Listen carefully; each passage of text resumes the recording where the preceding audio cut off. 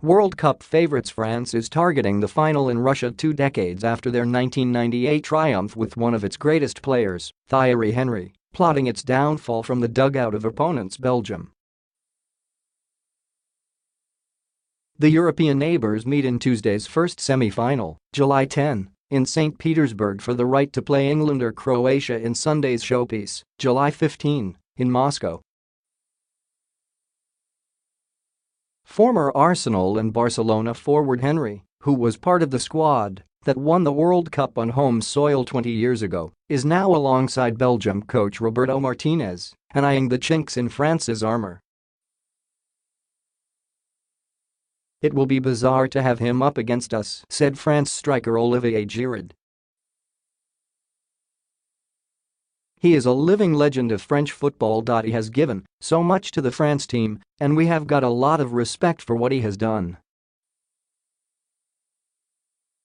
But we are not thinking about it too much, we're going to be focused on the pitch and our game."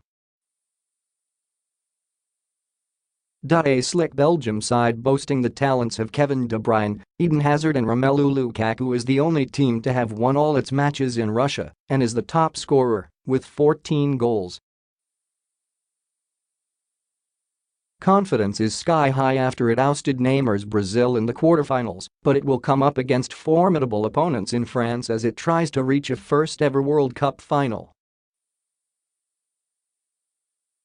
Didier Deschamps' side, with Antoine Griezmann and Kylian Mbappé up front, struggled for goals in their group matches but have now hit their stride, dominating Uruguay after beating Argentina. France will start the semi-final in St. Petersburg as favourites, with an impressive mix of youth and experience allied to tournament nous after it's reached the Euro 2016 final. With Hugo Lloris impressing in goal and a solid midfield of Paul Pogba and N'Golo Kanté, the one potential weakness for France could be its inexperienced defence. Belgium's Thomas Meunier will miss the game after picking up a second yellow card, but France will be buoyed by the return of defensive midfielder Blaise Matuidi after sitting out a suspension of his own. Southgate tells Stars, "You can be heroes." For the fifth time in World Cup history, the semi-finals will be an all-European affair. On each of those occasions, the tournament has been hosted in Europe. In the other last four clash on Wednesday, July 12, England takes on Croatia in Moscow. England boss Gareth Southgate has told his players they can be bigger heroes even than the generation of 1966, which featured Bobby Moore and Bobby Charlton. "I've met quite a few of those players and we know exactly how they're held, and perhaps, in the modern era, that would be even crazier," Southgate told British newspapers. "With social media and everything else, the global thing is so much bigger. England is gripped by World Cup fever. Nearly 20 million viewers tuned in for the win over Sweden, and social media is awash with videos of excited fans watching on big screens in bars and parks, fanatically celebrating every England goal." Captain Harry Kane is the man leading England's charge in Russia with 6 goals so far, putting him top in the race for the Golden Boot.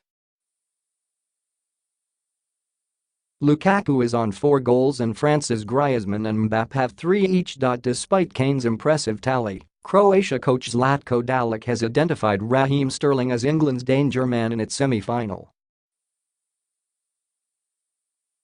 Sterling was a key part of the Manchester City side that won the Premier League last season, but he has been less effective in England's charge to the last 4 for the first time since 1990. "I think Raheem Sterling is an important player because he is fast and dangerous alongside Harry Kane," Dalic said. Croatia, which boasts Real Madrid's Luka Modric and Barcelona's Ivan Rakitic in a strong midfield, emerged through extra time and spot kicks against Denmark before going through the same ordeal again against Russia in Saturday's quarter-final. "Our last 3 games were different because we played teams with a defensive approach," he said. But we are looking forward to a different style of game against England because they like to play attacking football.